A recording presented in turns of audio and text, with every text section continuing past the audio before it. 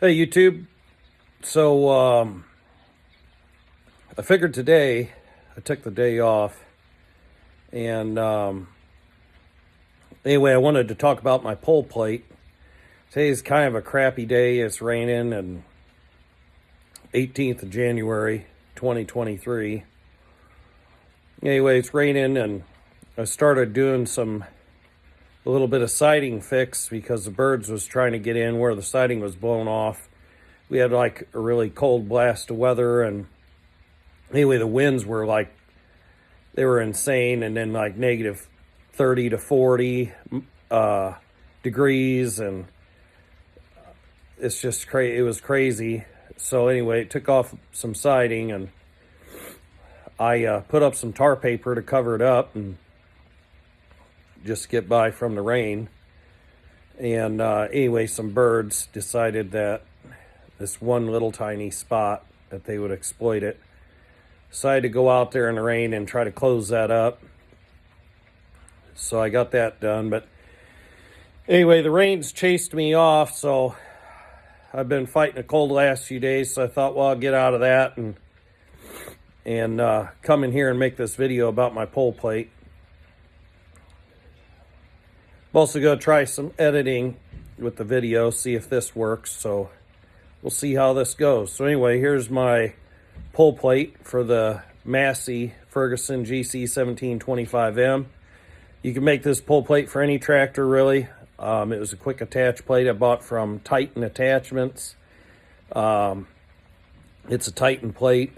I'm not real big on some of the products that they have, but the pole plates I don't want to make in-house. It's easier for me just to buy them. I did have to modify this plate, and I'll talk about that. It was in there scratch and dent or clearance, whatever, so I think I paid like 65 bucks or 70 bucks for this thing. I bought a plate also for a stump bucket project, which really isn't going to be a stump bucket for me. It's going to be more of a ditch digger.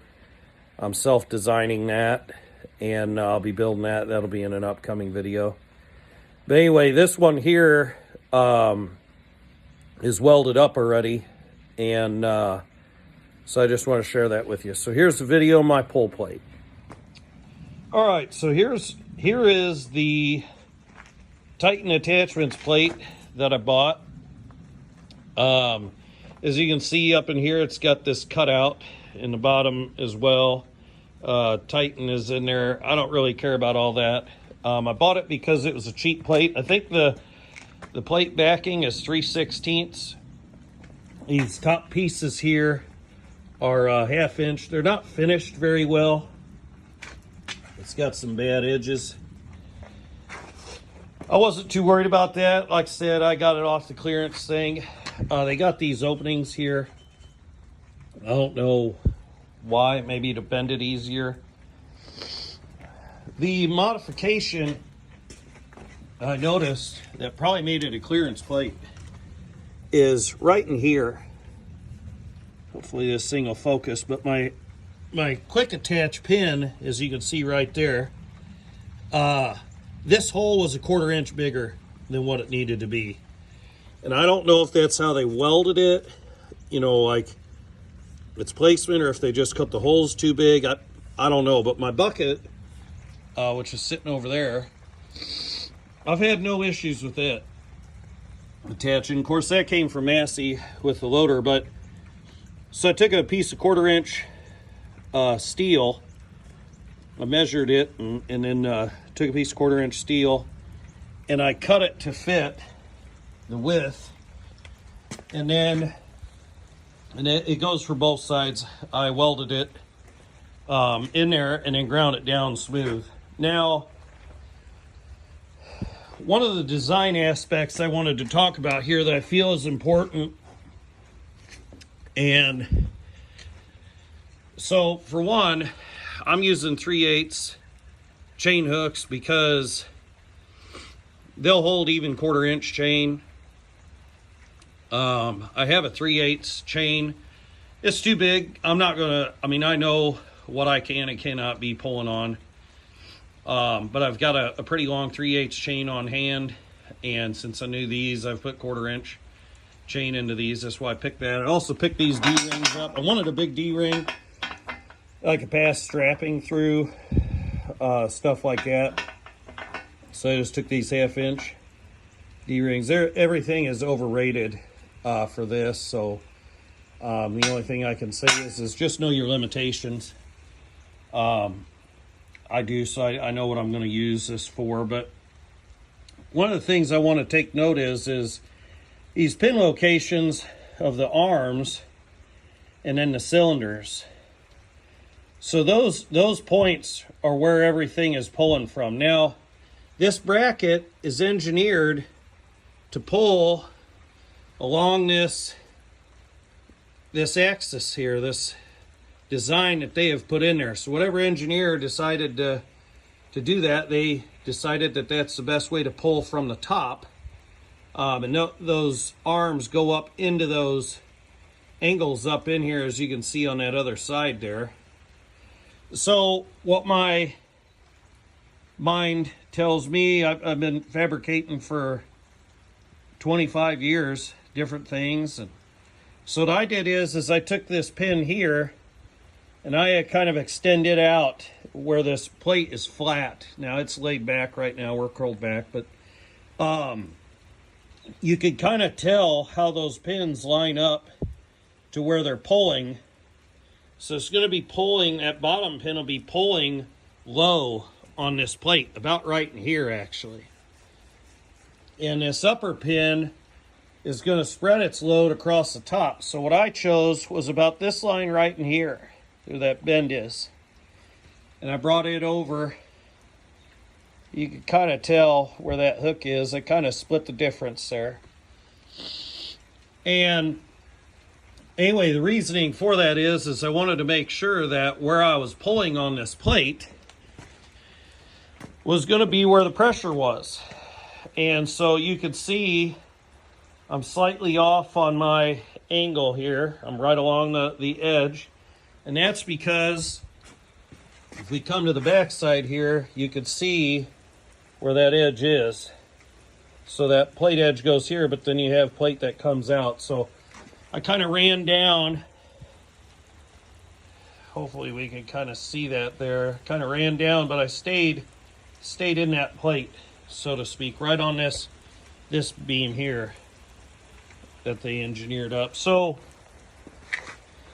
now, why did I weld a plate behind the hook and the D-ring on both sides?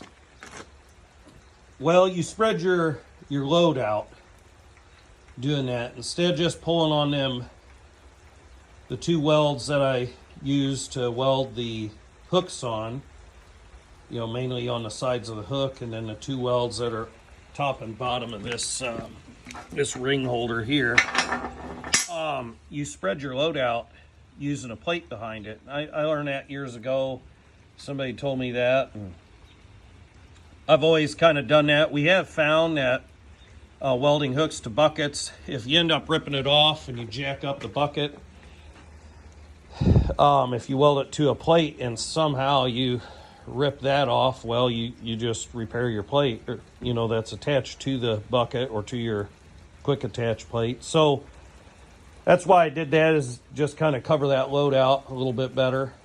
I wanted the D-rings mounted lower than the hooks, because I felt like the hooks, I wanted the chain to be able to lay in there. I didn't want that D-ring in my way.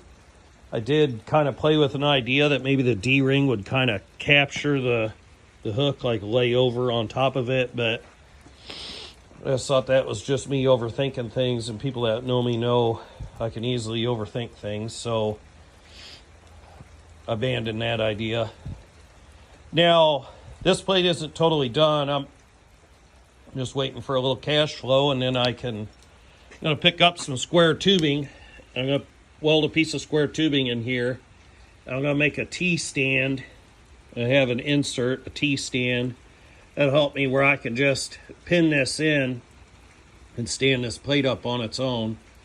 Not only will I be able to do that, but then if I wanted to lower and just leave this plate on, I could just throw those in there and lower it down to the ground.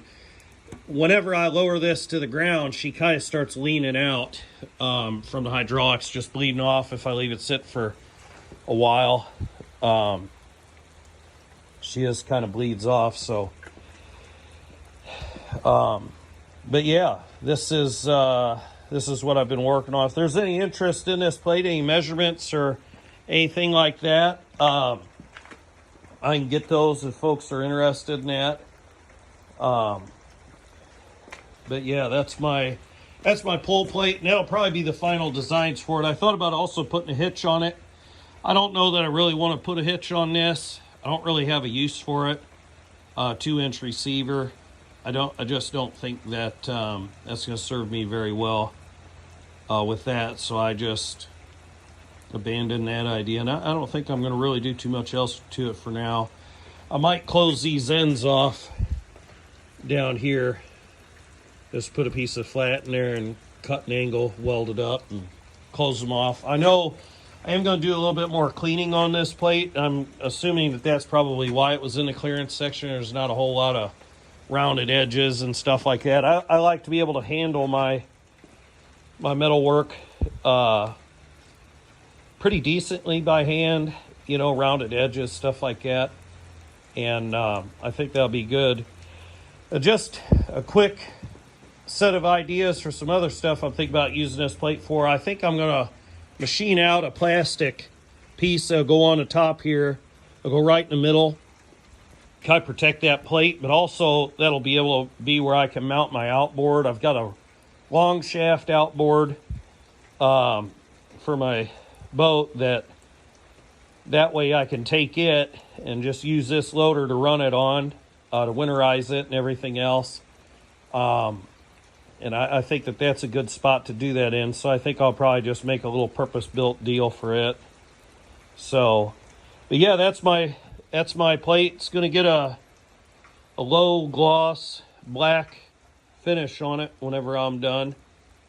Hopefully y'all get the cash in for these side legs here pretty soon.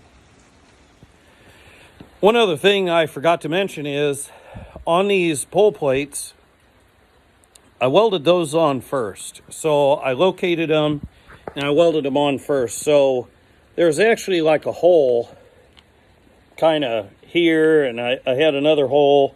It's actually right about in here.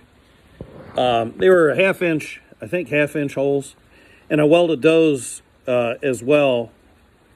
Welded them full, and then of course the outside all the way around, it's a 1/4-inch plate.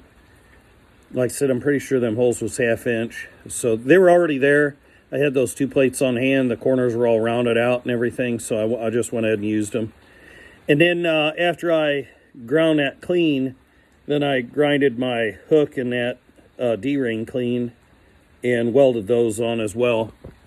I believe I'm running 60-11 rods, 1/8-inch.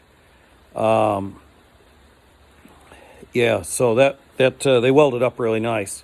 So pulling on them, it's got not only the outside edge of that plate, but the centers of that plate are kind of attached as well, in essence. So really that shouldn't go anywhere. So you're bolstering it, and then you're also creating an area to rip that off of if that was to even happen. I've never had any of that stuff kind of happen, so I don't foresee any of that being the case. But I mean, you want to build, you know, with that in mind, is some safety there and your build quality.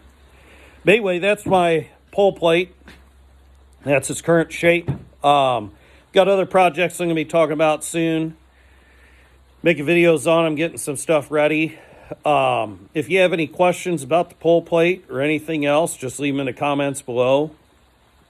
And check them out and answer them. And if you need any measurements or anything like that, or if you're interested in any of that stuff, just let me know. And I appreciate your time. You have a great day.